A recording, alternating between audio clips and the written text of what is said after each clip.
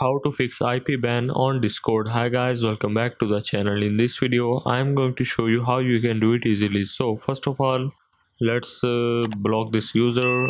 As an example, this is my second account, so let's ban this and confirm it.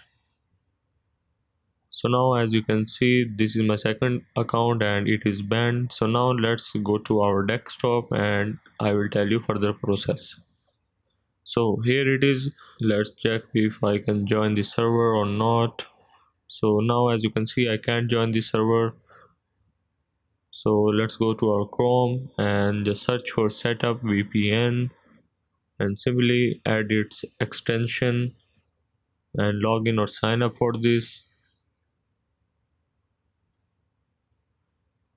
And after doing, let's just join the server again. So yeah, I hope this video will help you out. So this is how you can fix IP ban on Discord.